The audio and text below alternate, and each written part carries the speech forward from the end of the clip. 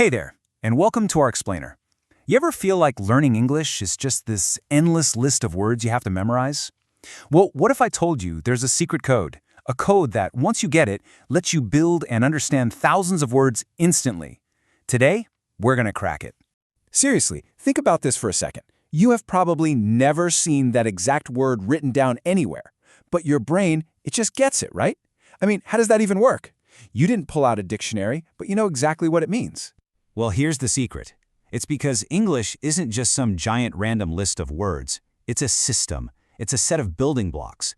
And these blocks are called prefixes and suffixes. And today, we're handing you the keys. By the end of this, you're not just going to know the code, you're going to be a master code breaker. All right, so let's start with the first set of keys, the little word parts that come at the very end.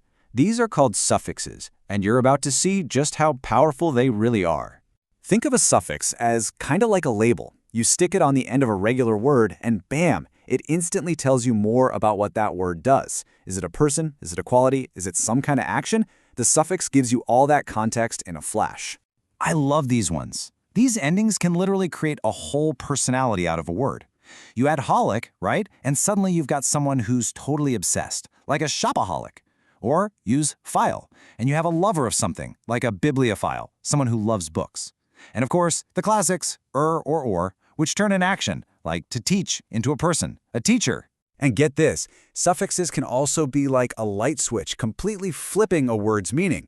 Just look at the difference between full and less. You can be helpful, which is literally full of help, or you can be hopeless, without any hope at all. You can be powerful, or you can be careless. That one little ending, it changes everything. Okay, so suffixes can also describe the quality of something. If you see washable on a tag, you know, hey, I could throw this in the wash. If something is greenish, you know it's not quite green, just kind of green. And these last two, you see them everywhere these days, right? Eco-friendly or sugar-free. They're instant signals that tell you exactly what a product is good for or what it doesn't have. Okay, so you've got the endings down. Awesome. Now let's jump to the beginnings of words to see how the rest of the code works. These are called prefixes. So if a suffix is like a label, think of a prefix as a modifier. It grabs a word by the front and gives its meaning a little twist, or sometimes a really big one. It can mess with its timing, its size, or even turn it into its total opposite. This is super cool. Prefixes can literally act like a time machine for words. You've got pre, which of course means before, like in preschool or when you preheat an oven. Then there's re, which means you're going to do something again, like rewrite or reuse. And then post means after, like in the post-war era. Before, again, and after, all from one tiny prefix. But it's not just about time. Prefixes can completely change the status of a word. On is the classic negative, right? Happy becomes unhappy. But miss is more specific. It means to do something wrongly. So you don't just not understand, you misunderstand. And X tells you about the past. An ex-president isn't president anymore. 3 totally different ways to change a word's meaning. And check this out. Prefixes can be like a volume knob for size. You can dial it way down with mini to get a mini bus. Or you can turn it up for a superhero, someone who is way beyond a normal hero.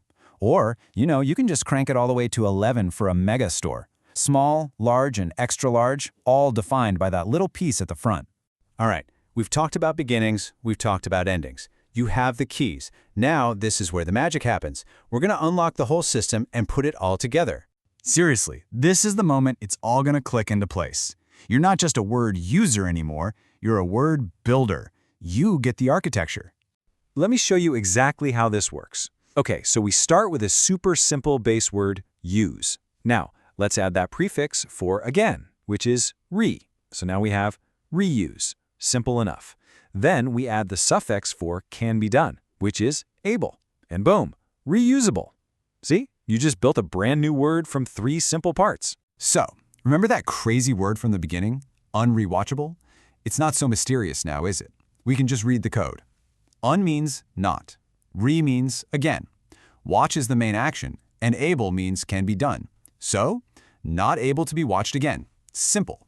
The mystery is solved. And that is really the most important takeaway here. You have to stop thinking of English as this giant, overwhelming list of words to memorize. It's not. It's a system. And once you start to see the patterns, once you understand the system, the whole language just opens up for you in a completely new way. This is how new words are born all the time. People are just combining these parts in new ways to describe new ideas. So now you have the keys, you get how the code works, and I'll leave you with this question. What combination will you come up with? What new word does the world need?